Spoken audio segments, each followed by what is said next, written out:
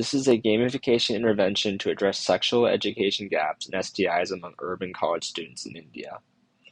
Our team consists of Riley Polanco, which is me. I'm an anthropology major with minors in history and American studies here at Miami. Our area of intervention will be Bangalore, India. Bangalore has a population of 8 million in the city and 15 million people in the metropolitan area surrounding it. It is the capital of Karnataka, which is one of the bigger states in southern India. Background. In India, it is estimated up to 6% of their population has an STI. India is ranked third in the world for having STIs such as HIV/AIDS as a global burden.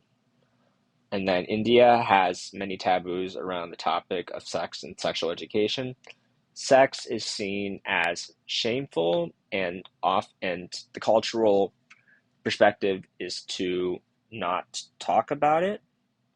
And this can lead to gaps in sexual education and dangerous behaviors such as not using a condom or other contraceptives. And can lead to unsafe premarital sex, which is also seen as shameful, especially for women. They might have trouble finding people to marry and have to live with the social stigma that they shame their family in a patriarchal society such as India. And then because of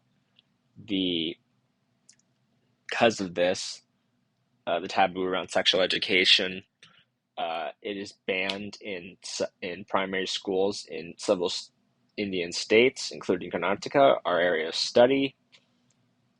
Even in places where it isn't banned, the curriculum in the primary schools is very inconsistent. Some teachers might only teach about reproductive health. Some might teach very little about reproductive health. Some might not teach it at all. Some parents, or in the case of parents, some don't know to teach their kids about sexual education. Don't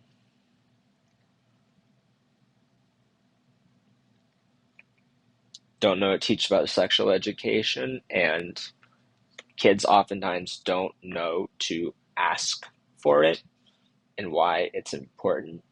It is said that 88% of male college students and 58% of female college students reported that they had a lack of sexual education, and that is a pretty alarming statistic, especially in a patriarchal society such as India, where males make a lot of the decisions, and having premarital sex for the male is frowned upon, but not shameful for them.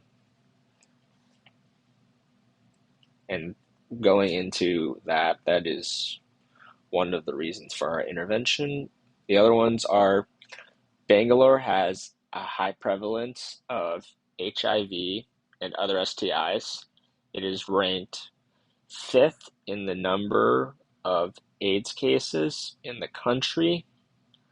And then, like I said before, there's high rates of STIs among males in a patriarchal society where a male can have premarital sex with little consequences other than being frowned upon and spreading the STI or getting sick themselves, such as with diseases such as like chlamydia or gonorrhea, and could develop HIV or AIDS, which can have deadly consequences. And then another reason, like was said before, sexual education is banned within the city's primary school system, which makes it perfect because we are focusing on college age adolescents and students. So 15 to 24 is our target audience, and then the high number of secondary schools, such as technical colleges and other colleges. We'll be focusing on Garden City University and CMR University to help us with this intervention. And then the aims of our intervention. So our first aim is to gamify sexual content in a way that won't be offensive, so that won't sexualize characters, will be as socially acceptable as possible in a place where sex is seen as shameful. Gamification content has been known to work in the past, especially with content that may be a little bit distasteful with the reward systems, rewards leveled up, power ups, and in the past it was found that gamification of sexual education in a study conducted by the University of Chicago was an effective way to study and easier for people to understand around sexual education. And then our second aim would be to test the effectiveness of the game. How are people responding to it? How is the education going? Are they liking the game? Are they playing it frequently?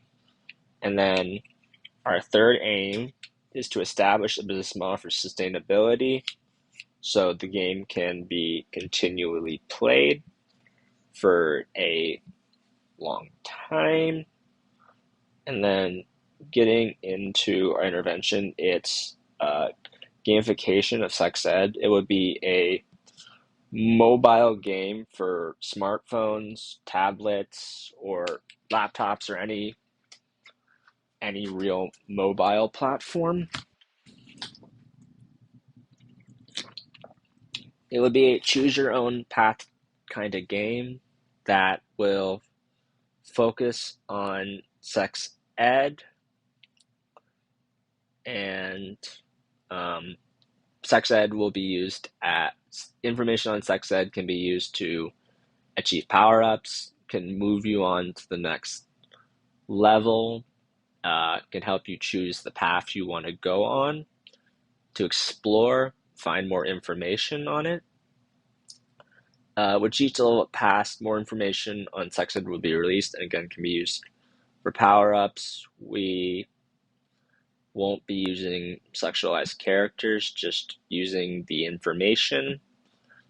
It will be age restricted to 15 plus to adhere to past primary school age, so post primary school into secondary school.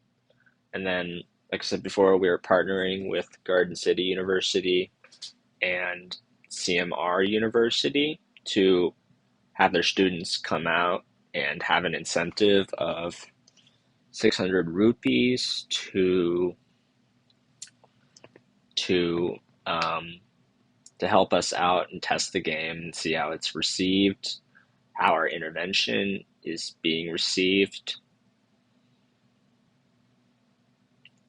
And then our timeline for the game, it would be year 1, year 2, and year 3 will be research and development of the game, so that way we can address the content, make sure it is as socially acceptable as we can make it, and non-sexualized of the characters, and then developing and making the game, and then marketing and testing, so marketing through WhatsApp and Facebook to popular social media platforms in India, and then testing it at the university and outside testers with that incentive to see if the game works. And then year 5 will be the rollout of the game, so releasing it to the App Store and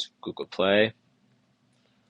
And then for our personnel, our principal investigator is TBA.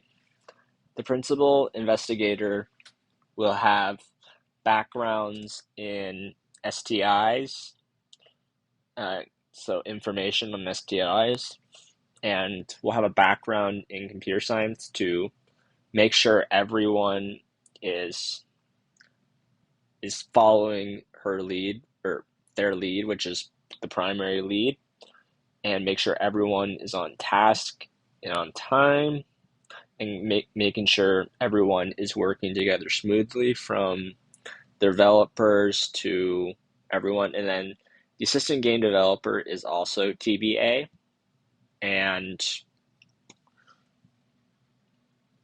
their job is to help out the principal investigator and coordinate with the project team across the road. They will be traveling between Miami University and the 2 universities, and will be attached to the ETBD department here at Miami, and making sure all our content is accurate. And then we were working with groups such as the Priasande group or organization that will help make sure that the content they teach sexual education in India and have knowledge on how to impart the information in a socially acceptable way in India. So we can work with people like that. And then we're working with game developers like the Anthropology group, where we can have the local personnel make up the game. And then our budget. So research and development of the game will cost $150,000 over 3 years of development. Some good paying developers and designing and researching the game to make sure it's socially acceptable. Personnel costs will be $127,722 with paid over 5 years, with $106,719 paid to the PI over 5 years, and $21,003 paid for the assistant game developer over 5 years. Consultation costs from the Priasante group will be $119,940 over 5 years. Other costs such as participant incentives will be $5,000. Will be $1,000 per year, which is $5,000, and then $25,000 for marketing and other costs such as posters and other rollout material. And that will bring up the total costs to $434,162. And that's the budget for the R01 grant, which is asking for $500,000. Sustainability updates will be rolled out once per year and as needed to help make sure the game keeps going. Developers can be on call to help once the grant is over, and people can keep playing the game. It will be continued to market through consultants and through the WhatsApp and Facebook ads. And then players can go back and play through for more information as needed.